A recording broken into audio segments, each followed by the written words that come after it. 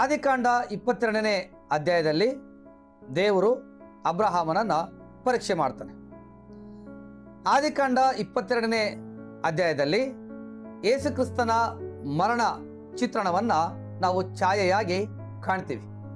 ಅದೇ ರೀತಿಯಾಗಿ ಕೀರ್ತನೆಗಳು 22ನೇ ಅಧ್ಯಾಯದಲ್ಲಿ ದಾವಿದನ ಕೀರ್ತನೆ ಅದರಲ್ಲೂ ಸಹ ಯೇಸು ಕ್ರಿಸ್ತನ ಮರಣ ಚಿತ್ರಣವನ್ನು ನಾವು ಛಾಯೆಯಾಗಿ ಪ್ರಾಪಸ್ಯಾಗಿ ಕಾಣ್ತೀವಿ. ಇಲ್ಲಿ ಈ ಆದಿಕಾಂಡ 22ನೇ ಅಧ್ಯಾಯವನ್ನು the chapter of the testing of Abraham ಅಂತ ಕರೀತಾರೆ. ಇಬ್ರಿಯರ ಅಕ್ಷರಮಾಲೆಗಳು 22 ಇದ್ದಾವೆ. ಅದರಲ್ಲಿ 22ನೇ ಅಕ್ಷರ ಅದಕ್ಕೆ ತಾವ್ ಅಂತ ಕರೀತಾರೆ. ಹಳೆ ಇಬ್ರಿಯ ಅಕ್ಷರಗಳಲ್ಲಿ 22ನೇ ಅಕ್ಷರ ಸಿಲುಬೆಯ ಆಕಾರದಲ್ಲಿ ಇರುತ್ತೆ. ಇಲ್ಲಿಯವರೆಗೂ ನಾವು ಆದಿಕಾಂಡ 22ನೇ ಅಧ್ಯಾಯದಿಂದ ಅನೇಕ ಸಂಗತಿಗಳನ್ನು ತಿಳ್ಕೊಂಡಿದ್ದೀವಿ, ಕಲ್ತಿದ್ದೀವಿ. ಆದರೆ ಇದರಲ್ಲಿ ಇನ್ನು ಅನೇಕ ರೀತಿಯಾದ ಹಿಡನ್ ಸೀಕ್ರೆಟ್ಗಳಿವೆ, ಮಿಸ್ಟೀರಿಯಸ್ ಫ್ಯಾಕ್ಟ್ಗಳಿವೆ ಮತ್ತು ಒಂದು ರಹಸ್ಯವಾದಂಥ ಸಂಗತಿಗಳು ಇದರಲ್ಲಿ ಅಡಕವಾಗಿದ್ದಾವೆ. ಇವೆಲ್ಲವುಗಳನ್ನು ಈ ದಿನ ನಾವು ಬ್ರೀಫ್ ಸಮ್ಮರಿಯಾಗಿ ಸ್ಟಡಿ ಮಾಡೋಣ. ಪಾಯಿಂಟ್ ನಂಬರ್ 1, ಯೆಹೋವನು ಒದಗಿಸುವನು ಎಂದು ನಂಬಿದ್ದು ಅಬ್ರಹಾಮನ ಅಥವಾ ಇಸಾಕನ. ಪಾಯಿಂಟ್ ನಂಬರ್ 2, ಪುನರುತ್ಥಾನವನ್ನು ನಂಬಿದ್ದು ಅಬ್ರಹಾಮನ ಅಥವಾ ಇಸಾಕನ. ಪಾಯಿಂಟ್ ನಂಬರ್ 3, ಇಸಾಕನನ್ನು ರಕ್ಷಿಸಿದ್ದು ಅಂದರೆ ಸೇವ್ ಮಾಡಿದ್ದು ಯಾರು, ಯೆಹೋವನ ದೂತನ ಅಥವಾ ಟಗರ. ವಿಡಿಯೋವನ್ನು ಸ್ಕಿಪ್ ಮಾಡದೆ ಸ್ಟಾರ್ಟಿಂಗ್ ಇಂದ ಎಂಡಿಂಗ್ ತನಕ ನೋಡಿ, ಆಗ ಮಾತ್ರ ಈ ಸಂದೇಶ ಪರಿಪೂರ್ಣವಾಗಿ ನಿಮಗೆ ಅರ್ಥ ಆಗುತ್ತೆ. ಈ ವಿಡಿಯೋ ನಿಮಗೆ ಇಷ್ಟ ಆದರೆ ಲೈಕ್ ಮಾಡಿರಿ, ಅನೇಕರಿಗೆ ಶೇರ್ ಮಾಡಿರಿ, ನಿಮ್ಮ ಅನಿಸಿಕೆಗಳನ್ನು ಕಾಮೆಂಟ್ಸ್ನಲ್ಲಿ ತಿಳಿಸ್ರಿ. ಈ ನನ್ನ ಚಾನಲನ್ನು ಸಬ್ಸ್ಕ್ರೈಬ್ ಮಾಡ್ಕೊಳ್ಳೋದನ್ನು ಮರಿಬೇಡಿ. ಈ ರೀತಿಯಾಗಿ ನೀವು ಮಾಡೋದ್ರಿಂದ ಏನು ಲಾಭ ಅಂದರೆ ಈ ವಿಡಿಯೋವನ್ನು ಯೂಟ್ಯೂಬ್ನವರು ಅನೇಕರಿಗೆ ಕಳಿಸ್ತಾರೆ, ರೀಚ್ ಆಗೋ ಥರ ಮಾಡ್ತಾರೆ. ಈ ರೀತಿಯಾಗಿ ಈ ಸಂದೇಶ ಅನೇಕರಿಗೆ ತಲುಪುತ್ತೆ. ಈ ರೀತಿಯಾಗಿ ಕೂಡ ನಾವು ದೇವರ ಸೇವೆಯನ್ನು ಮಾಡಬೇಕು. ಹಾಗಾಗಿ ಇದಕ್ಕೆ ನೀವು ಸಹಕರಿಸ್ತೀರಿ ಅಂತಂದೇಳಿ ನಾನು ನಂಬುತ್ತೀನಿ.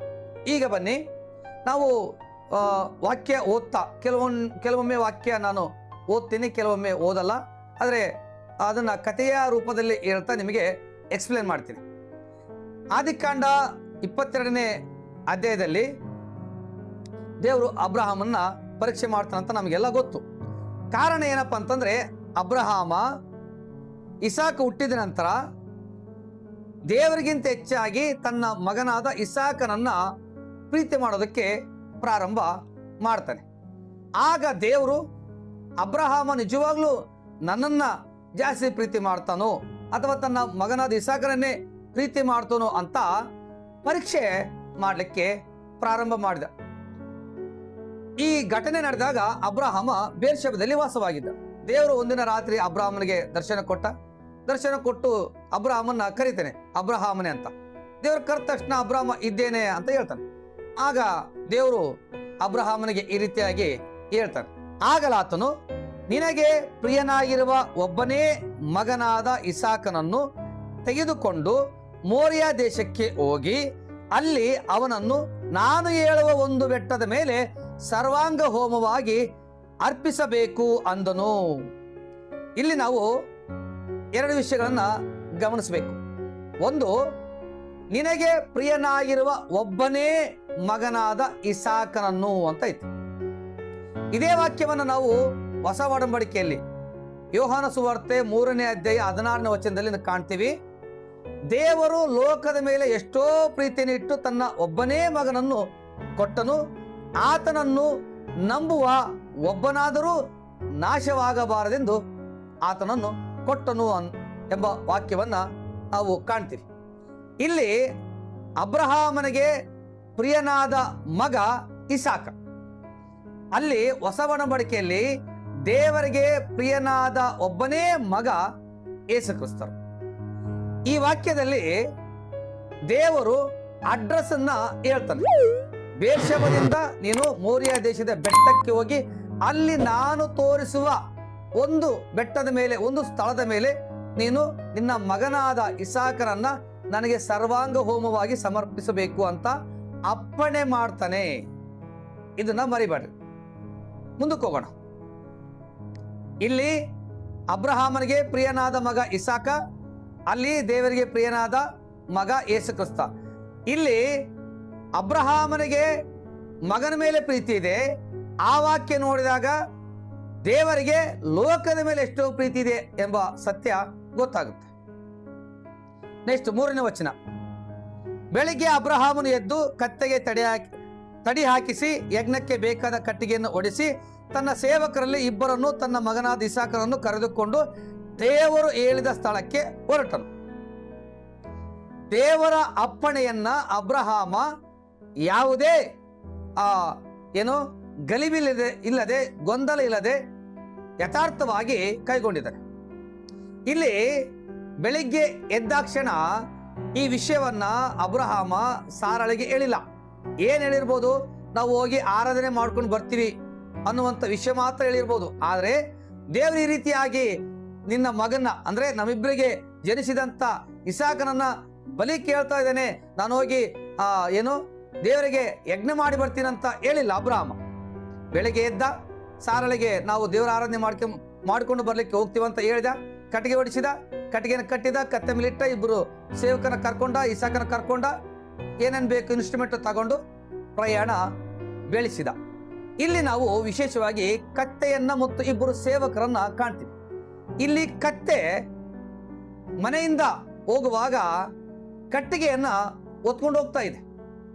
ನಾವು ಹೊಸ ಒಡಂಬಡಿಕೆಯಲ್ಲಿ ನೋಡಿದಾಗ ಅಲ್ಲಿ ಕುರೇನ್ ಪಟ್ಟಣದ ಸೀಮೋನ ಬರ್ತಾನೆ, ಅವನ ಮೇಲೆ ಸಿಲುಬೆಯನ್ನ ಹೊರಿಸೋದನ್ನ ಕಾಣ್ತೀವಿ. ಅಲ್ಲಿ ಕುರೇನ್ ಪಟ್ಟಣದ ಸೀಮೋನ ಸಿಲುಬೆಯನ್ನ, ಯೇಸು ಕ್ರಿಸ್ತನ ಸಿಲುಬೆಯನ್ನ ಹೊರೋದನ್ನ ಕಾಣ್ತೀವಿ. ಇಲ್ಲಿ ಬೇರ್ಷೆಬದಿಂದ ಪ್ರಾರಂಭದಲ್ಲಿಂದಲೇ ಕತ್ತೆ ಕಟ್ಟಿಗೆ ಹೊರೋದನ್ನ ನಾವು ಕಾಣ್ತೀವಿ. ಇಲ್ಲಿ ಕತ್ತೆ, ಆ ಕತ್ತೆ ರೆಪ್ರೆಸೆಂಟ್ ಅಲ್ಲಿ ಕುರೇನ್ ಪಟ್ಟಣದ ಸೀಮೋನ. ಎರಡನೇದಾಗಿ ಇಬ್ಬರು ಸೇವಕರನ್ನ ನಾವಿಲ್ಲಿ ಕಾಣ್ತೀವಿ. ಇವರನ್ನ ಕರ್ಕೊಂಡು ಹೋಗ್ತಾನೆ ಯಾರು? ಅಬ್ರಹಾಮ. ಇವರು ಇಬ್ಬರು ಸಾಕ್ಷಿಗಳು.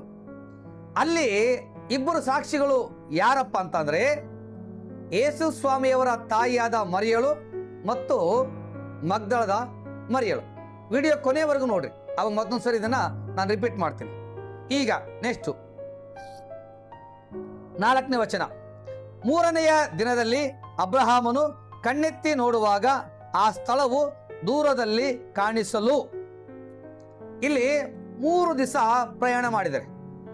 3 ದಿನ ಎಂದಾಕ್ಷಣ ನಮ್ಮ ಮೈಂಡಿಗೆ ಬರೋದು ಪುನರುತ್ಥಾನದ ದಿನ ಅಂತ ಗೊತ್ತಾಗುತ್ತೆ. ಅರಣ್ಯ ಪ್ರಯಾಣದಲ್ಲಿ ಇಸ್ರೇಲರು ಪ್ರಯಾಣ ಮಾಡುವಾಗ ಸೀನಾಯಿ ಪರ್ವತದ ಮೇಲೆ ಯೆಹೋವ ದೇವರು 3ನೇ ದಿನದಲ್ಲಿ ಇಸ್ರೇಲರಿಗೆ ಕಾಣಿಸಿಕೊಳ್ತಾನೆ. ಮತ್ತೆ ಯೋನನನ್ನು ನುಂಗಿದ್ದ ಮೀನು 3ನೆಯ ದಿನದಲ್ಲಿ ಅದು ದಡಕ್ಕೆ ಬಂದು ಕಕ್ಕುತ್ತೆ. ಯೇಸು ಕ್ರಿಸ್ತರು 3ನೆಯ ದಿನದಲ್ಲಿ ಪುನರುತ್ಥಾನ ಹೊಂದುವುದನ್ನು ನಾವು ಸತ್ಯವೇದದಲ್ಲಿ ಕಾಣ್ತೀವಿ. ಆದರೆ ಇಲ್ಲಿ 3 ದಿನಗಳ ತನಕ ಪ್ರಯಾಣ ಇದೆ. ಇದೇ ಅಬ್ರಹಾಮನ ಪರೀಕ್ಷೆಯ ಪೀರಿಯಡ್. 3 ದಿವಸ ಅಬ್ರಹಾಮನ ಟೆಸ್ಟಿಂಗ್ ಪೀರಿಯಡ್ ಅಂತ ಕರೀತಾರೆ. ಹೇಳ್ತೀನಿ. ಪಾಯಿಂಟ್ ನಂಬರ್ 1, 3 ದಿವಸವು ಅಬ್ರಹಾಮನು ಇಸಾಕನೊಂದಿಗೆ ಪ್ರಯಾಣ ಮಾಡಿದ್ದಾನೆ. ಪಾಯಿಂಟ್ ನಂಬರ್ 2, 3 ದಿವಸವು ಅಬ್ರಹಾಮನು ಇಸಾಕನೊಂದಿಗೆ ಮಾತಾಡಿದಾನೆ. ಪಾಯಿಂಟ್ ನಂಬರ್ 3, 3 ದಿವಸವು ಅಬ್ರಹಾಮನು ಇಸಾಕನೊಂದಿಗೆ ಊಟ ಮಾಡಿದನೆ, ಪಾನ ಮಾಡಿದನೆ. ಪಾಯಿಂಟ್ ನಂಬರ್ 4, 3 ದಿವಸವು ಅಬ್ರಹಾಮ ಇಸಾಕ ಅವರಿಬ್ಬರು ಜೊತೆಯಲ್ಲೇ ಮಲಗಿದ್ದಾರೆ. ಈ ರೀತಿಯಾಗಿ ಅಬ್ರಹಾಮನು ಇಸಾಕನ ಸಂಗಡ ಇದ್ರು ಅಬ್ರಹಾಮ ತನ್ನ ಮನಸ್ಸನ್ನ ಬದಲಾಯಿಸಿಕೊಳ್ಳಲಿಲ್ಲ. ಅಬ್ರಹಾಮ 3 ದಿವಸವು ತನ್ನ ಮಗನಾದ ಇಸಾಕನನ್ನು ತನ್ನ ಹೃದಯದಲ್ಲೇ ದೇವರಿಗೆ ಯಜ್ಞ ಮಾಡ್ತಾ ಇದ್ದಾನೆ. ಅಬ್ರಹಾಮನಿಗೆ ಮಗನ ಮೇಲಿದ್ದ ಪ್ರೀತಿಗಿಂತ ದೇವರ ಅಪ್ಪಣೆ ದೊಡ್ಡದಾಗಿತ್ತು. ಇಲ್ಲಿ 3 ದಿವಸ ದೇವರು ಅಬ್ರಹಾಮನನ್ನ ಪರೀಕ್ಷೆಗೆ ಒಳಪಡಿಸಿದಾನೆ. ಅಬ್ರಹಾಮನ ಮನಸ್ಸು 3 ದಿನದಲ್ಲಿ ಚೇಂಜ್ ಆಗುತ್ತೇನೋ ಅಂತ ದೇವರು ಎದುರು ನೋಡ್ತಾ ಇದ್ದಾನೆ. ಈ 3 ದಿವಸವು ಅಬ್ರಹಾಮ ಮಗನೊಂದಿಗೆ ಅಂದ್ರೆ ಇಸಾಕನೊಂದಿಗೆ ಇದ್ರೂ ಕೂಡ ತನ್ನ ನಿರ್ಧಾರವನ್ನ ಬದಲಾಯಿಸಿಕೊಂಡಿಲ್ಲ. ಇದೇ ಅಬ್ರಹಾಮನ ಜೀವಿತದ ಪರೀಕ್ಷೆಯ ಘಟ್ಟ. 3ನೇ ದಿನದಲ್ಲಿ ಅವರು ಪ್ರಯಾಣ ಮಾಡಿ ಮೋರಿಯಾ ದೇಶದ ಬೆಟ್ಟದ ಸಮೀಪಕ್ಕೆ ಬರ್ತಾರೆ. ಅಲ್ಲಿಗೆ ಬಂದಾಗ ಆ ಬೆಟ್ಟ ಕಾಣಿಸುತ್ತೆ. ಆಗ ಅಬ್ರಹಾಮ ತನ್ನ ಸೇವಕರಿಗೆ ಹೇಳ್ತಾನೆ, ನೀವು ಇಲ್ಲೇ ಕತ್ತೆಯ ಬಳಿಯಲ್ಲಿ ಇರ್ರಿ ಅಂತ ಹೇಳ್ತಾನೆ. ಹೇಳಿ ಬಹಳ ಮುಖ್ಯವಾದಂತ ಒಂದು ನಂಬಿಕೆಯ ಮಾತನ್ನ ಇಲ್ಲಿ ಅಬ್ರಹಾಮ ಹೇಳೋದನ್ನ ನಾವು ಕಾಣ್ತೀವಿ. ನೋಡೋಣ ಅದೇನಂತ. 5ನೇ ವಚನ. ಅವನು ತನ್ನ ಸೇವಕರಿಗೆ, ನೀವು ಇಲ್ಲೇ ಕತ್ತೆಯ ಬಳಿಯಲ್ಲಿರ್ರಿ, ನಾನು ನನ್ನ ಮಗನು ಅಲ್ಲಿಗೆ ಹೋಗಿ ದೇವಾರಾಧನೆ ಮಾಡಿಕೊಂಡು ನಿಮ್ಮ ಬಳಿಗೆ ತಿರುಗಿ ಬರುತ್ತೇವೆ ಎಂದು ಹೇಳಿದನು. ಇಲ್ಲಿ ಅಬ್ರಹಾಮನ ನಂಬಿಕೆ ಯಾವ ರೀತಿಯಾಗಿದೆ ಅಂತ ಗೊತ್ತಾಗುತ್ತೆ. ನಾನು ನನ್ನ ಮಗನು ಅಲ್ಲಿಗೆ ಹೋಗಿ ದೇವಾರಾಧನೆ ಮಾಡಿಕೊಂಡು ನಿಮ್ಮ ಬಳಿಗೆ ತಿರುಗಿ ಬರುತ್ತೇವೆ ಅಂದ್ರೆ ಇಬ್ಬರೂ ಹೋಗ್ತೀವಿ, ಇಬ್ಬರೂ ಬರ್ತೀವಿ ಅಂತ ಅಬ್ರಹಾಮ ನಂಬಿದ್ದಾನೆ. ಇಲ್ಲಿ ಅಬ್ರಹಾಮನ ನಂಬಿಕೆ ಕಾಣಿಸ್ತಾ ಇದೆ. ಅಬ್ರಹಾಮ ಯಾವ ರೀತಿಯಾಗಿ ನಂಬಿದ್ದ? ವಾಪಸ್ಸು ಬರ್ತೀರಿ, ಸರಿ, ಹೇಗೆ ಬರ್ತೀರಿ? ನೀನು ಹೋಗ್ತಾ ಇರೋದು ಮಗನ ಬಲಿ ಕೊಡ್ಲಿಕ್ಕೆ, ಆದ್ರೆ ಹೇಳ್ತಾ ಇರೋದೇನು ಇಬ್ರು ಬರ್ತೀವಂತ ಹೇಳ್ತಾ ಇದ್ದಾನ. ಯಾರು? ಅಬ್ರಹಾಮ ಹೇಳ್ತಿದ್ದಾನೆ. ಹಾಗಾದ್ರೆ ಅಬ್ರಹಾಮ ಯಾವ ರೀತಿಯಾಗಿ ದೇವರನ್ನ ನಂಬಿದ್ದ ನೋಡೋಣ. ಇಬ್ರಿಯರಿಗೆ ಬರೆದ ಪತ್ರಿಕೆ 11ನೇ ಅಧ್ಯಾಯ 19ನೇ ವಚನವನ್ನ ತೆಗೀರಿ. ತನ್ನ ಮಗನು ಸತ್ತರೂ ದೇವರು ಅವನನ್ನು ಬದುಕಿಸ ಸಮರ್ಥನಾಗಿದ್ದಾನೆಂದು ತಿಳಿದುಕೊಂಡನು ಮತ್ತು ಸತ್ತವರೊಳಗಿಂದಲೇ ಜೀವಿತನಾಗಿ ಬಂದವನಂತೆ ಅವನನ್ನು ಹೊಂದಿದನು. ಇಲ್ಲಿ ಅಬ್ರಹಾಮ ಯಾವ ರೀತಿ ನಂಬಿದನಂತಂದ್ರೆ, ಮಗನ್ನ ಬಲಿ ಕೊಡ್ಲಿಕ್ಕೆ ಪರಿಪೂರ್ಣವಾಗಿ ನಿರ್ಧಾರ ಮಾಡಿಬಿಟ್ಟಿದ್ದಾನೆ. ನಾನು ನನ್ನ ಮಗನ್ನ ಬಲಿ ಕೊಡ್ತೀನಿ, ಬಲಿ ಕೊಟ್ಟ ಮೇಲೆ ದೇವರು ನನ್ನ ಮಗನ್ನ ಬದುಕಿಸ್ತಾನೆ ಅಂತ ನಂಬಿದ್ದಾನೆ. ಆ ರೀತಿಯಾಗಿ ನಂಬಿದ್ದಾನೆ. ಯಾಕೆ ಈ ರೀತಿಯಾಗಿ ನಂಬಿದ ಅಬ್ರಹಾಮ ಅಂದ್ರೆ, ನನ್ನ ಹೆಂಡತಿ ಸಾರಳ ಗರ್ಭ ಸತ್ತು ಹೋಗಿತ್ತು, ನನಗೂ ಆಕೆಗೂ ವಯಸ್ಸಾಗಿತ್ತು, ಆಕೆಯ ಮುಟ್ಟು ಕೂಡ ನಿಂತೋಗಿತ್ತು, ಸಂತಾನ ಆಗೋದು, ಮಕ್ಕಳು ಹುಟ್ಟೋದು ಅಸಾಧ್ಯವಾಗಿತ್ತು. ಸತ್ತ ಗರ್ಭದಿಂದ ನನಗೂ ಮತ್ತು ಸಾರಳಿಗೂ ದೇವರು ಇಸಾಕನನ್ನ ಕೊಟ್ಟ. ಸತ್ತ ಗರ್ಭದಿಂದ ದೇವರು ನಮಗೆ ಮಗನನ್ನು ಕೊಟ್ಟ ಮೇಲೆ ನಾನು ನನ್ನ ಮಗನನ್ನು ಬಲಿ ಕೊಟ್ರೆ ಅವನು ಸತ್ತೋಗ್ತಾನೆ. ಆದ್ರೆ ನನ್ನ ದೇವರು, ನಾನು ನಂಬಿದ ದೇವರು ಎಂತವನಂದ್ರೆ, ಸತ್ತರೂ ಕೂಡ ಬದುಕಿಸಲು ಶಕ್ತನಾದ ದೇವರು ನಾನು ನಂಬಿರೋ ದೇವರು. ನನ್ನ ಮಗನ ನಾನು ಬಲಿ ಕೊಟ್ಟರು ದೇವರು ಮತ್ತೆ ಬದುಕಿಸಿ ತಿರುಗಿ ಕೊಡುತ್ತಾನೆ ಅಂತ ಅಬ್ರಹಾಮ ಈ ವೇಯಲ್ಲಿ ನಂಬಿದ್ದ, ಈ ರೀತಿಯಾಗಿ ನಂಬಿದ್ದ. ಮುಂದೆ ಹೋಗೋಣ, ಮತ್ತೆ ಇದು ರಿಪೀಟ್ ಆಗುತ್ತೆ. ಆದಿಕಾಂಡದಲ್ಲಿ ಅಬ್ರಹಾಮ ಹೇಳ್ತಾನೆ, ನಾನು ನನ್ನ ಮಗನು ಹೋಗಿ ದೇವಾರಾಧನೆ ಮಾಡಿ ತಿರುಗಿ ನಿಮ್ಮ ಬಳಿಗೆ ಬರ್ತೀವಿ ಅಂತ.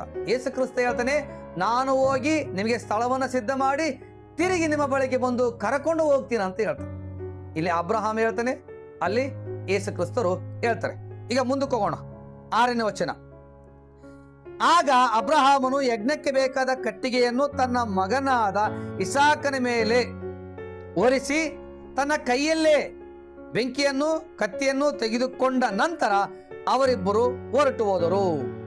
ಇಲ್ಲಿ ಕತ್ತೆಯ ಮೇಲಿದ್ದಂತ ಕಟ್ಟಿಗೆ ಇಸಾಕನ ಮೇಲೆ ಬಂದು, ಹೋಮಕ್ಕೆ ಬೇಕಾದಂತ ಕಟ್ಟಿಗೆಯನ್ನ ಅಬ್ರಹಾಮ ಇಸಾಕನ ಮೇಲೆ ಒರೆಸಿದ.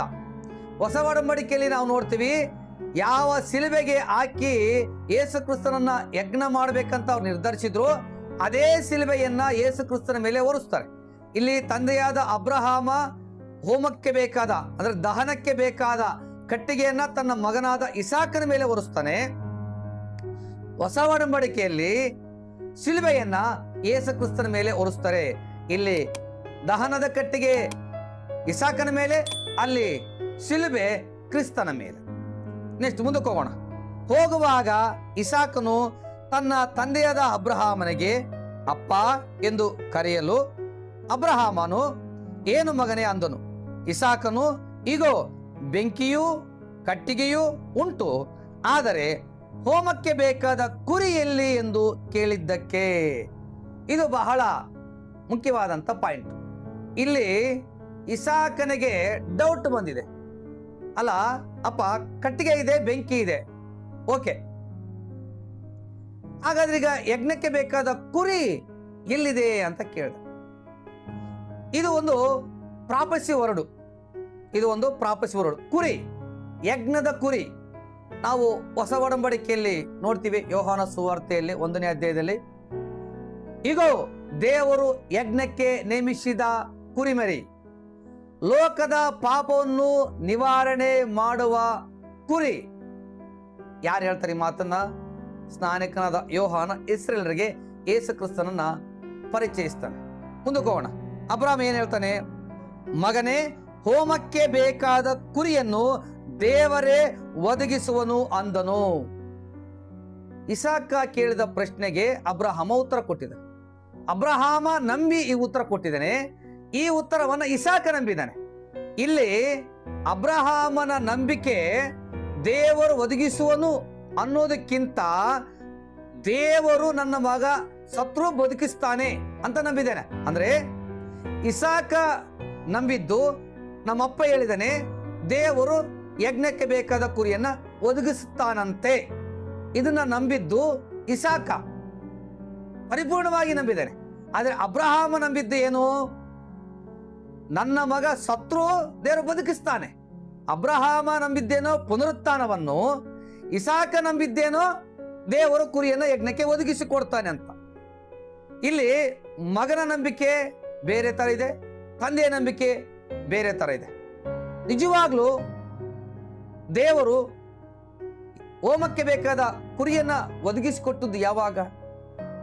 ಈ ಘಟನೆ ನಡೆದು 2000 ವರ್ಷಗಳ ನಂತರ ದೇವರು ಹೋಮಕ್ಕೆ ಬೇಕಾದ ನಿಜವಾದ ಕುರಿಯನ್ನ ಒದಗಿಸಿಕೊಟ್ಟ. ಆ ಕುರಿ ಮನುಷ್ಯಕುಮಾರನಾಗಿ ಬಂದಂತ ಯೇಸು ಕ್ರಿಸ್ತರು. ಯೋಹಾನ ಸುವಾರ್ತೆ 1ನೇ ಅಧ್ಯಾಯ 29ನೇ ವಚನ.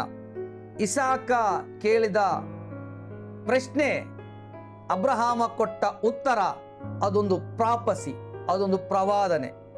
ಅಲ್ಲಿ ಆದಂತ ಪ್ರವಾದನೆ 2000 ವರ್ಷಗಳ ನಂತರ ನೆರವೇರಿದೆ. ಮುಂದಕ್ಕೆ ಹೋಗೋಣ. 9ನೇ ವಚನ. ದೇವರು ಹೇಳಿದ ಸ್ಥಳಕ್ಕೆ ಅವರು ಸೇರಿದಾಗ ಅಬ್ರಹಾಮನು ಯಜ್ಞವೇದಿಯನ್ನು ಕಟ್ಟಿ ಕಟ್ಟಿಗೆಯನ್ನು ಒಟ್ಟಿ ತನ್ನ ಮಗನಾದ ಇಸಾಕನ ಕೈಕಾಲುಗಳನ್ನು ಬಿಗಿದು ಅವನನ್ನು ವೇದಿಯಲ್ಲಿ ಕಟ್ಟಿಗೆಯ ಮೇಲೆ ಇಟ್ಟನು. ಇಲ್ಲಿ ತಂದೆಯಾದ ಅಬ್ರಹಾಮ ಇಸಾಕನ ಕೈಕಾಲುಗಳನ್ನ ಕಟ್ಟಿ ಯಜ್ಞವೇದಿ ಮೇಲೆ ಇಡ್ತಾನೆ. ಇಸಾಕ ಇಲ್ಲಿ ವಿಧೇಯನಾಗ್ತಾನೆ ತಂದೆಗೆ. ಹೊಸ ನೋಡಿದಾಗ ಯೇಸು ಸ್ವಾಮಿಯನ್ನು ಕೂಡ ಹಿಡಿತಾರೆ, ಆತನು ಕೂಡ ಕಟ್ಟಿ ಹಾಕ್ತಾರೆ, ತಗೊಂಡೋಗಿ ಶಿಲುಬೆ ಮೇಲೆ ಮಲಗಿಸಿ ಮಳೆ ಹೊಡಿತಾರೆ. ಇಲ್ಲಿ ಇಸಾಕನನ್ನ ಬೈಂಡ್ ಮಾಡ್ತಾರೆ, ಕಟ್ಟಿ ಹಾಕ್ತಾನೆ ಅಬ್ರಹಾಮ.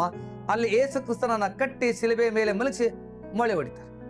ಇಲ್ಲಿ ಇಸಾಕ ಕೊಸಿರ್ಕೊಂಡಿಲ್ಲ, ತಪ್ಪಿಸ್ಕೊಂಡು ಓಡಿ ಹೋಗಿಲ್ಲ, ತಂದೆಗೆ ವಿಧೇಯನಾಗಿದ್ದಾನೆ ಮತ್ತು ಮೌನವಾಗಿದ್ದಾನೆ. ಅಲ್ಲಿಯೂ ಸಹ ಯೇಸು ಕ್ರಿಸ್ತನನ್ನ ಹಿಡಿದಾಗ ಆತ ತಪ್ಪಿಸಿಕೊಂಡಿಲ್ಲ, ಕೊಸಿರ್ಕೊಂಡಿಲ್ಲ, ಆತನು ಸಹ ಕುರಿಯ ಹಾಗೆ ಮೌನವಾಗಿದ್ದಾನೆ. ಇಲ್ಲಿ ಇಸಾಕನ ಸ್ವಭಾವ, ಅಲ್ಲಿ ಕ್ರಿಸ್ತನನ್ನ ನಾವು ಕಾಣ್ತೀವಿ. ಅಂದ್ರೆ ಇಸಾಕನಲ್ಲಿ ಕ್ರಿಸ್ತನು ಛಾಯೆಯಾಗಿದ್ದನು ಅಂತ ಅರ್ಥ. ನೆಕ್ಸ್ಟ್, ಇಟ್ಟನು. ಆದರೆ ತನ್ನ ಮಗನನ್ನು ವಧಿಸುವುದಕ್ಕೆ ಅವನು ಕೈ ಚಾಚಿ ಕತ್ತಿಯನ್ನು ಹಿಡಿದುಕೊಳ್ಳಲು ಅಬ್ರಹಾಮ 100% ನಿರ್ಧಾರ ಮಾಡಿಬಿಟ್ಟಿದ್ದಾನೆ. ನಾನು ನನ್ನ ಮಗನ ಬಲಿ ಕೊಡ್ಲೇಬೇಕು, ಕೊಟ್ಟ ಮೇಲೆ ದೇವರು ಬದುಕಿಸ್ತಾರಂತ ಪರಿಪೂರ್ಣವಾಗಿ ಅಬ್ರಹಾಮ ಇಲ್ಲಿ ನಂಬಿಟ್ಟಿದ್ದಾನೆ. ಯೆಹೋವನ ದೂತನು ಆಕಾಶದೊಳಗಿಂದ ಅಬ್ರಹಾಮನೇ, ಅಬ್ರಹಾಮನೇ ಎಂದು ಅವನನ್ನು ಕರೆದನು. ಅದಕ್ಕೆ ಅಬ್ರಹಾಮನು ಈಗೋ ಇದ್ದೇನೆ ಅಂದನು. ಇಲ್ಲಿ 2 ಸರಿ ದೇವದೂತ ಅಬ್ರಹಾಮನನ್ನ ಕೂಗುತ್ತಾನೆ. 1 ಸಾರಿ ಕೂಗಿದ್ರೆ ಅಲ್ಲಿ ಅಬ್ರಹಾಮ ಇಸಾಕನ ಬಲಿ ಕೊಟ್ಬಿಡ್ತಿದ್ದ. ತಡಿ ಅಲೋ ಅಬ್ರಹಾಮ ವೇಟ್ ಈ ರೀತಿಯಾಗಿ ಹೇಳ್ತದಾನೆ. ಯಾರು? ಯೆಹೋವನ ದೂತನು ಆಕಾಶದೊಳಗಿಂದ.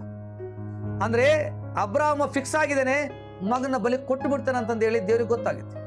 ಒಂದು ವೇಳೆ ಅಲ್ಲಿ ಯೆಹೋವ ದೂತ ತಡೆದಿಲ್ಲ ಅಂದ್ರೆ ಇಲ್ಲಿ ಇಸಾಕ ಬಲಿಯಾಗ್ತಾನೆ. ಇಸಾಕ ಬಲಿ ಆದ್ರೆ ಲೋಕದ ಪಾಪ ಪರಿಹಾರ ನಿವಾರಣೆ ಆಗಲ್ಲ. ನಿಜವಾಗ್ಲೂ ಬಲಿಯಾಗಬೇಕಾಗಿದ್ದು ದೇವರು ಯಜ್ಞಕ್ಕೆ ನೇಮಿಸಿದ ಕುರಿಮರಿ, ಯಜ್ಞದ ಕುರಿಯಾದ ಯೇಸು ಕ್ರಿಸ್ತ ಬಲಿಯಾಗಬೇಕು. ಇಲ್ಲಿ ಇಸಾಕ ಬಲಿಯಾಗಬಾರ್ದು. ಅದಕ್ಕೆ ದೇವದೂತ ಬಂದು ಅಬ್ರಹಾಮನೇ ವೇಟ್ ನಿಲ್ಲು ಅಂತ ತಡಿತಾ ಇದೆ. ಇಲ್ಲಿ ದೇವದೂತನ ಕಾಣ್ತೀವಿ. 3ನೇ ದಿನದಲ್ಲಿ ಯೇಸು ಕ್ರಿಸ್ತ ಸಮಾಧಿ ಬಳಿಯಲ್ಲಿ 2 ದೇವದೂತರನ್ನ ನಾವು ಕಾಣ್ತೀವಿ. ಇಲ್ಲಿ ದೇವದೂತ, ಅಲ್ಲಿಯೂ ಸಹ ದೇವದೂತ. ದೇವರು ಅಬ್ರಹಾಮನನ್ನ ಪ್ರಶಂಸೆ ಪಡಿಸಿದ ರೀತಿಯನ್ನ ನೋಡೋಣ. ಆ ದೂತನು ಅವನಿಗೆ, ನಿನ್ನ ಮಗನ ಮೇಲೆ ಕೈ ಹಾಕಬೇಡ. 2ನೇದು, ಅವನಿಗೆ ಏನೂ ಮಾಡಬೇಡ. 3ನೇದು, ನೀನು ನಿನ್ನ ಒಬ್ಬನೇ ಮಗನನ್ನಾದರೂ ನನಗೆ ಸಮರ್ಪಿಸುವುದಕ್ಕೆ. ಇಲ್ಲಿ ಬಹಳ ಇಂಪಾರ್ಟೆಂಟು, ನನಗೆ ಅಂತ ಇತ್ತು ವಾಕ್ಯ. ನನಗೆ ಅನ್ನೋದು ಅಂಡರ್ಲೈನ್ ಮಾಡ್ಕೊಡ್ರಿ. ನನಗೆ ಅಂತ ಅಂದ್ರೆ ದೇವರೇ ಅಲ್ಲಿ ಮಾತಾಡಿದ್ದು ಅಂತ ಅರ್ಥ. ಯೆಹೋವನ ದೂತನು ಅಂದಾಕ್ಷಣ ಅಲ್ಲಿ ಮಾತಾಡಿದ್ದು ಯೇಸು ಕ್ರಿಸ್ತನೇ, ದೇವರೇ ಅನ್ನೋದನ್ನ ನಾವು ಸ್ಪಷ್ಟವಾಗಿ ತಿಳ್ಕೋಬೇಕು. ನನಗೆ ಸಮರ್ಪಿಸುವುದಕ್ಕೆ ಹಿಂದೆಗೆಲಿಲ್ಲವಾದದ್ದರಿಂದ ನೀನು ದೇವರಲ್ಲಿ ಭಯ ಭಕ್ತಿ ಉಳ್ಳವನೆಂಬುದು ಈಗ ತೋರ ಬಂತು ಎಂದು ಹೇಳಿದನು. ದೇವರು ಅಬ್ರಹಾಮನ್ನ ಅಪ್ರಿಶಿಯೇಟ್ ಮಾಡ್ತಾ ಇದ್ದಾನೆ, ಪ್ರಶಂಸೆ ಪಡಿಸ್ತಾ ಇದ್ದಾನೆ. ದೇವರು ಅಬ್ರಹಾಮನನ್ನ ಮೆಚ್ಚಿದನು. ಯೋಚನೆ ಮಾಡಿ, ಅಬ್ರಹಾಮನು ತನ್ನ ಭಕ್ತಿಯನ್ನ ಕಾರ್ಯ ರೂಪದಲ್ಲಿ ಇಲ್ಲಿ ತೋರಿಸಲಿಕ್ಕೆ ಮುಂದಾಗಿದ್ದಾನೆ. ಮುಂದಕ್ಕೆ ಹೋಗೋಣ. 13-14 ವಚನ. ಅಬ್ರಹಾಮನು ಕಣ್ಣೆತ್ತಿ ನೋಡುವಾಗ ತನ್ನ ಹಿಂದುಗಡೆ ಒಂದು ಟಗರು ಪೊದೆಯಲ್ಲಿ ಕೊಂಬುಗಳಿಂದ ಸಿಕ್ಕಿಕೊಂಡಿತ್ತು. ಈ ಮಾತನ್ನ ನಾವು ದಾವೀದನ ಕೀರ್ತನೆ 22ನೇ ಕೀರ್ತನೆಯಲ್ಲಿ ಕಾಣ್ತೀವಿ. ಓಕೆ, ಸಿಕ್ಕಿಕೊಂಡಿತ್ತು. ಅವನು ಹೋಗಿ ಅದನ್ನು ಹಿಡಿದು ತಂದು ತನ್ನ ಮಗನಿಗೆ ಬದಲಾಗಿ ಹೋಮ ಮಾಡಿದನು. ಅಲ್ಲಿ ಬರಬ್ಬನ ಬದಲಾಗಿ ಯೇಸು ಕ್ರಿಸ್ತನನ್ನ ತಂದು ಹಿಡಿದು ಹೋಮ ಮಾಡ್ತಾರೆ. ಇಲ್ಲಿ ಮಗನಿಗೆ ಬದಲಾಗಿ ಟಗರನ್ನ ತಂದು ಅಬ್ರಹಾಮ ದೇವರಿಗೆ ಹೋಮ ಮಾಡ್ತಾನೆ. ಆ ಸ್ಥಳಕ್ಕೆ ಯೆಹೋವ ಈರೆ ಎಂದು ಹೆಸರಿಟ್ಟನು. ಯೆಹೋವನ ಬೆಟ್ಟದಲ್ಲಿ ಒದಗುವುದು ಎಂಬುದಾಗಿ ಇಂದಿನವರೆಗೂ ಹೇಳುವುದುಂಟಲ್ಲ. ಆಮೇನ್. ಇಲ್ಲಿ ಇಸಾಕನನ್ನ ಸೇವ್ ಮಾಡಿದ್ದು ಟಗರು, ದೇವರು ಕಳಿಸಿಕೊಟ್ಟ ಟಗರು. ಅಬ್ರಹಾಮನ ಮಗನಾದ ಇಸಾಕನನ್ನ ಸೇವ್ ಮಾಡಿದ್ದು ಟಗರು. ನಮ್ಮೆಲ್ಲರನ್ನ, ಲೋಕವನ್ನ ಸೇವ್ ಮಾಡಿದ್ದು, ರಕ್ಷಣೆ ಮಾಡಿದ್ದು ನಿಜವಾದ ಕುರಿಮರಿಯಾದ ಆತ ಯೇಸು ಕ್ರಿಸ್ತರು. ಅವರು 2000 ವರ್ಷಗಳ ನಂತರ, ಅಂದ್ರೆ ಅಬ್ರಹಾಮ ಇಸಾಕನ ಈ ಘಟನೆ ಇತ್ತಲ್ಲ, ಈ ಘಟನೆಯ 2000 ವರ್ಷಗಳ ನಂತರ ಯೇಸು ಕ್ರಿಸ್ತರು ಈ ಭೂಮಿಗೆ ಮನುಷ್ಯ ಕುಮಾರನಾಗಿ ಬಂದು ಆತನು ಹೋಮಕ್ಕೆ ಬೇಕಾದ ಕುರಿಯಾಗಿ ಬಂದು ಬಲಿಯಾಗಿ ನಮ್ಮೆಲ್ಲರನ್ನ ರಕ್ಷಣೆ ಮಾಡಿದನು. ಒಂದು ವೇಳೆ ಅಲ್ಲಿ ದೇವರು ಅಬ್ರಹಾಮನನ್ನ ತಡಿದೇ ಹೋಗಿದ್ರೆ, ಅಬ್ರಹಾಮ ನಿರ್ಧರಿಸಿದಂತೆ ಇಸಾಕನನ್ನ ಬಲಿ ಕೊಟ್ಬಿಡ್ತಿದ್ದ. ಅಲ್ಲಿ ಮನುಷ್ಯ ಬಲಿಯಾಗುತ್ತೆ, ಮನುಷ್ಯರನ್ನ ಬಲಿ ಕೊಡೋದು ನೆರವೇರುತ್ತೆ. ಆ ರೀತಿಯಾಗಿ ಇಸಾಕ ಬಲಿಯಾದ್ರೆ ಲೋಕಕ್ಕೆ ರಕ್ಷಣೆ, ನಮಗೂ ನಿಮಗೂ ರಕ್ಷಣೆ ಬರಲ್ಲ. ಹಾಗಾಗಿ ದೇವರು ಟಗರನ್ನ ಒದಗಿಸಿಕೊಟ್ಟು ಇಸಾಕನನ್ನು ಸಹ ರಕ್ಷಿಸಿದನು. ಇಸಾಕ ಆಗ್ಲಿ ಅಬ್ರಹಾಮ ಆಗ್ಲಿ ಆದಾಮನಿಂದ ಹಿಡಿದು ಈ ಲೋಕ ನಾಶವಾಗುವ ತನಕ ಯಾರ್ಯಾರು ರಕ್ಷಣೆ ಹೊಂದಬೇಕು, ಸೇವ್ ಆಗಬೇಕು, ಅದು ಯೇಸು ಕ್ರಿಸ್ತನ ಮೂಲಕವೇ ಆಗಬೇಕು ಹೊರತು ಯಾವುದೊಂದು ಟಗರಿನ ಬಲಿಯಿಂದ ಸಾಧ್ಯ ಇಲ್ಲ. ಅದನ್ನ ನಾವು ನೆನ್ಪಿಟ್ಕೋಬೇಕು. ಇಲ್ಲಿ ಮತ್ತೊಂದು ವಿಷಯ ನೆನ್ಪಿಟ್ಕೋಬೇಕು ನಾವು ಬಹಳ ದೀರ್ಘವಾಗಿ. ಯೆಹೋವನ ದೂತನು ಮಾತಾಡುವಾಗ ಏನ್ ಹೇಳ್ತಾನೆ? ನನಗೆ ಅಂತ ಒಂದು ಮಾತಾಯ್ತು. ಅಂದ್ರೆ ಅಲ್ಲಿ ಮಾತಾಡಿದ್ದು ದೇವರೇ, ಡೈರೆಕ್ಟ್ ಆಗಿ ಯೇಸು ಕ್ರಿಸ್ತರೇ, ದೇವರೇ ಬಂದು ಮಾತಾಡಿದರೆ. ನನಗೆ ಸಮರ್ಪಿಸುವುದಕ್ಕೆ ಹಿಂಜರಿಲಿಲ್ಲವಾದದ್ದರಿಂದ ಅಂತ ಇತ್ತು. ಅಲ್ಲಿ ಮಾತಾಡಿದ್ದು ದೇವರೇ ನಿಂತುಕೊಂಡು ಕಣ್ಮುಂದೆ ಅಲ್ಲಿ ಯಜ್ಞ ನಡೀತಾ ಇದೆ, ಅದೆಲ್ಲ ದೇವರು ಕಣ್ಮುಂದೆ ನೋಡ್ತಾ ಇದ್ದಾನೆ. ಈಗ ಯೇಸು ಕ್ರಿಸ್ತನು ಇಸಾಕನಲ್ಲಿ ಛಾಯೆಯಾಗಿ ಇದ್ದನು. ಸಿಮಿಲಾರಿಟೀಸು, ಇಸಾಕನಿಗೂ ಮತ್ತು ಯೇಸು ಕ್ರಿಸ್ತನಿಗಿರುವಂಥ ಸಿಮಿಲಾರಿಟೀಸ್ಗಳನ್ನ ನೋಡೋಣ. ಪಾಯಿಂಟ್ ನಂಬರ್ 1, ಇಸಾಕ ಅಬ್ರಹಾಮನಿಗೆ ಪ್ರಿಯನಾದ ಒಬ್ಬನೇ ಮಗನಾಗಿದ್ದ. ಯೇಸು ಕ್ರಿಸ್ತರು ತಂದೆಗೆ ಪ್ರಿಯನಾಗಿದ್ದ ಒಬ್ಬನೇ ಮಗನು. ಪಾಯಿಂಟ್ ನಂಬರ್ 2, ಅಬ್ರಹಾಮ ಇಸಾಕನ ಸಂಗಡ ದಹನದ ಕಟ್ಟಿಗೆಯನ್ನು ಹೊತ್ತುಕೊಂಡು ಹೋಗಿದ್ದು ಕತ್ತೆ. ಹೊಸ ಒಡಂಬಡಿಕೆಯಲ್ಲಿ ಯೇಸುವಿನ ಸಂಗಡ ಸಿಲುಬೆಯನ್ನು ಹೊತ್ತುಕೊಂಡು ಹೋಗಿದ್ದು ಕುರೇನೆ ಪಟ್ಟಣದ ಸೀಮೋನ. ಇಲ್ಲಿ ಬ್ರದರ್, ನೀವು ಕತ್ತೆಯನ್ನ ಒಬ್ಬ ಮನುಷ್ಯನಿಗೆ ಹೋಲಿಕೆ ಮಾಡಿದ್ರಿ ಅಂತಂದೇಳಿ ಬೇಜಾರಾಗ್ಬೇಡ್ರಿ. ಇದು ಜಸ್ಟ್ ಸಿಂಬಾಲಿಕ್ ಆಗಿ ನಾನು ಸಿಮಿಲಾರಿಟೀಸ್ಗಳನ್ನ ತೋರಿಸ್ತಾ ಇದ್ದೇನೆ ಅಷ್ಟೇ. ಪಾಯಿಂಟ್ ನಂಬರ್ 3, ಅಬ್ರಹಾಮ ಇಸಾಕನ ಸಂಗಡ ಬಂದಿದ್ದ ಇಬ್ಬರು ಸೇವಕರುಗಳು ಇಸಾಕನಿಗೆ ಸಾಕ್ಷಿಗಳಾದರು. ಹೊಸ ಒಡಂಬಡಿಕೆಯಲ್ಲಿ ಯೇಸುವಿನ ತಾಯಿಯಾದ ಮರಿಯಳು ಮತ್ತು ಮಗ್ದಲದ ಮರಿಯಳು ಯೇಸು ಕ್ರಿಸ್ತನ ಪುನರುತ್ಥಾನಕ್ಕೆ ಸಾಕ್ಷಿಯಾದರು. ಅಲ್ಲಿ ಅಬ್ರಹಾಮನ ಇಬ್ಬರು ಸೇವಕರೇ, ಇಲ್ಲಿ ಸಿಂಬಲಿಕ್ ಆಗಿ ಯೇಸು ಸ್ವಾಮಿಯವರ ತಾಯಿಯಾದ ಮರಿಯಳು ಮತ್ತು ಮಗ್ದಳ ಮರಿಯಳು ಕಾಣ್ತಾ ಇದ್ದಾಳೆ. ಪಾಯಿಂಟ್ ನಂಬರ್ 4, ಅಬ್ರಹಾಮ ಇಸಾಕ ಬೇರ್ಷೆಬದಿಂದ 3 ದಿವಸ ಪ್ರಯಾಣ ಮಾಡಿ ಅದೇ ದಿವಸ ತಿರುಗಿ ಅವರು ವಾಪಸ್ ಬರ್ತಾರೆ. ಯೇಸು ಕ್ರಿಸ್ತರು 3ನೇ ದಿನದಲ್ಲಿ ಪುನರುತ್ಥಾನ ಹೊಂದಿ ಎದ್ದು ಬರ್ತಾರೆ.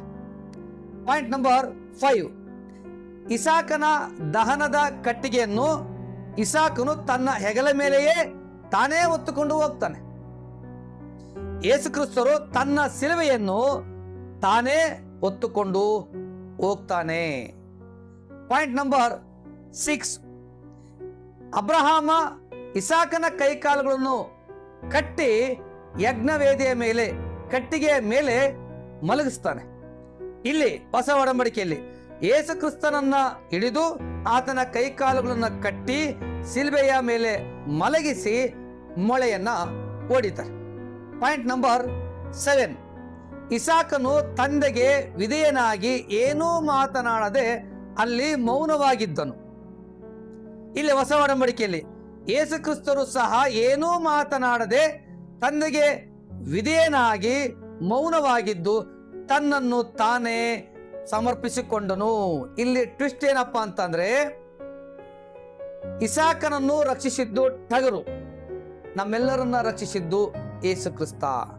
ಇಸಾಕನಿಗೂ ರಕ್ಷಣೆ ಬೇಕಂದ್ರೆ ಯೇಸು ಕ್ರಿಸ್ತರೇ ಬಲಿಯಾಗಬೇಕು, ನಮಗೂ ರಕ್ಷಣೆ ಬೇಕಂದ್ರೆ ಯೇಸು ಕ್ರಿಸ್ತರೇ ಬಲಿಯಾಗಬೇಕು. ದೇವರು ನಿಮ್ಮನ್ನ ಆಶೀರ್ವಾದ ಮಾಡಲಿ. ನನಗೋಸ್ಕರ ಪ್ರಾರ್ಥನೆ ಮಾಡಿ. Praise Lord. ಆಮೆನ್.